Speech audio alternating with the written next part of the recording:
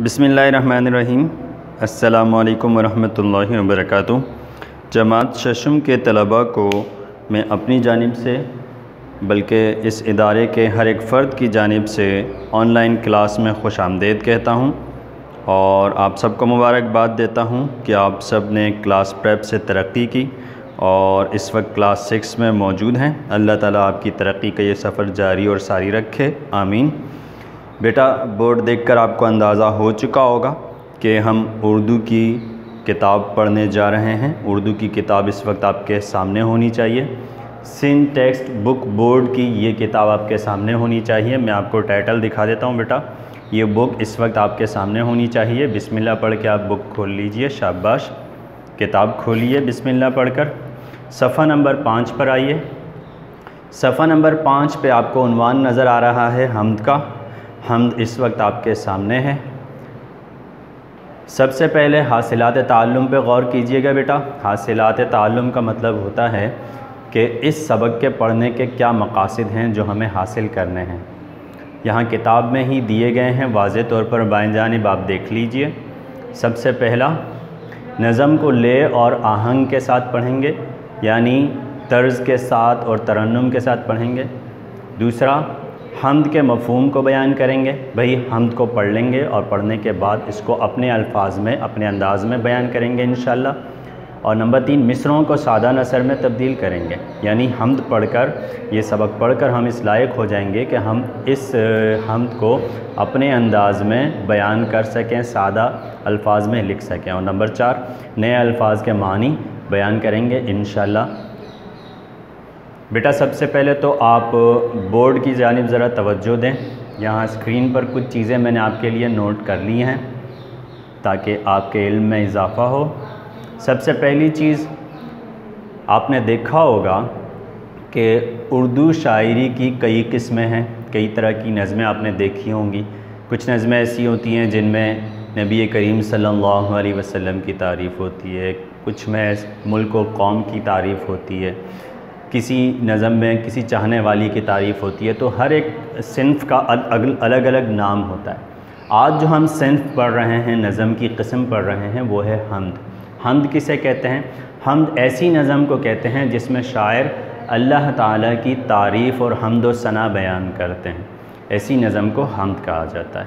और काफ़िया, आपने देखा होगा कि कुछ अल्फाज ऐसे होते हैं जो यकसां होते हैं, यानी एक जैसे होते हैं। तो ऐसे अल्फाज जो नज़म या गज़ल में इस्तेमाल किए गए हों, जो हम आवाज़ हों या हम अल्फाज हों, ऐसे अल्फाज को काफ़िया कहते हैं। ये आप पहले भी पढ़ चुके हैं। और इसी तरह रदीफ़, ये भी एक किस्म है शायरी की। ऐसी शायरी को कहा जाता है जिसमें काफ़िया के बाद कुछ अल्फाज होते हैं जो बार बार आते हैं, मुकर्रर आते हैं। ऐसे अल्फाज को रदीफ़ कहा जाता है। मैंने तारीफ़ बोर्ड पे वाज़े कर दी है। नज़म या गज़ल के हर शेर में काफ़िया के बाद बार बार आने वाले अल्फाज को रदीफ़ कहते हैं। ठीक है बेटा। अब मैं सबसे पहले आपको शायर से मुतारिफ़ करा दूं कि इस नज़म के शायर कौन हैं, उनका तारुफ़ थोड़ा सा वाज़े कर दूं बेटा।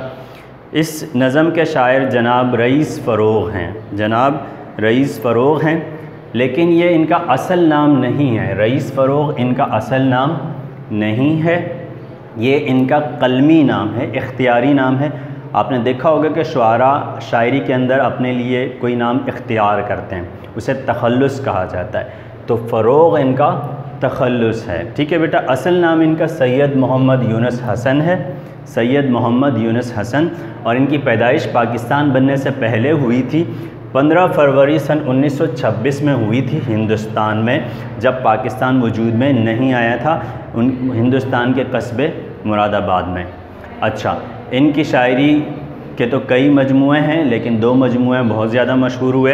एक रात बहुत चली के उन्वान से, रात बहुत हवा चली, जो शायरी पर मुश्तमिल है। और इसी तरह सूरज चाँद सितारे, ये भी इनका एक मजमूआ है जिसमें बच्चों के लिए शायरी की गई है। और इनकी वफ़ात, जनाब रईस फ़रोग़ की वफ़ात 5 अगस्त सन 1982 में हुई थी, या 56 साल की उम्र में। अच्छा बेटा, दोबारा किताब की जानिब आइए। किताब में देखिए मैं बुलंद ख़ानी कर रहा हूँ तरन्नुम के साथ। کیونکہ حمد اور نعت کا حق یہ ہے کہ انہیں ترنم کے ساتھ پڑھا جائے، ٹھیک ہے؟ آپ میرے ساتھ ساتھ رہیں گے، ہر لفظ پر غور کیجئے گا بیٹا، کتاب آپ کے سامنے ہونی چاہیے۔ بسم اللہ الرحمن الرحیم۔ یا الہی تو خدا سب کا ہے، تجھ کو منظور بھلا سب کا ہے۔ یا الہی تو خدا سب کا ہے، تجھ کو منظور بھلا سب کا ہے۔ سارے عالم کو بنایا تو نے، اپنی قدرت سے سجایا تو نے، بیج سے پیڑ اگانے والا، پیڑ سے بیج بنانے والا۔ رنگ پھولوں نے تجھ ہی سے پائے، سب پہ ہیں تیرے کرم کے سائے۔ سارے پنچھی تیرے گن گاتے ہیں، جھوم کے رحمت کے چلے آتے ہیں۔ اے خدا برتر و بالا تو ہے، سب کا ہی پالنے والا تو ہے۔ تو دو عالم پہ نظر رکھتا ہے، دل کی باتوں کی خبر رکھتا ہے۔ تو نے ہی علم کی دولت دی ہے، تو نے ہی عقل کی نعمت دی ہے۔ یا الہی تو خدا سب کا ہے، تجھ کو منظور بھلا سب کا ہے۔ ٹھیک ہے بیٹا، الحمدللہ آپ نے یہ حمد سماعت فرمائی۔ کوشش کیجئے گا اس کو اسی انداز میں، اسی لے میں یاد کرنے کی۔ میں آپ کو آج کا کام دے رہا ہوں بیٹا، یہاں اس جانب توجہ دیجئے گا، بورڈ کے بائیں جانب میں آج کی ڈائری دے رہا ہوں۔ آپ کو جو کورس دیا گیا ہے اس میں ڈائری موجود ہے، آپ جو میں یہاں لکھ رہا ہوں اسے اپنی ڈائری میں نوٹ کر لیں اور اس کے مطابق آپ نے آج کام کرنا ہے۔ آج کا کام بہت آسان سا ہے، وہ یہ ہے کہ آپ نے حمد زبانی یاد کرنی ہے، ٹھیک ہے بیٹا؟ آپ نے حمد زبانی یاد کرنی ہے، زبانی یاد کریں۔ بہتر یہ ہے کہ یاد کرنے کے بعد اپنے گھر میں کسی بڑے کو سنا لیں، ٹھیک ہے؟ انشاءاللہ آپ اگلے سبق میں آپ سے دوبارہ ملاقات ہوگی۔ اپنے اساتذہ کرام کو دعاؤں میں یاد رکھیے گا۔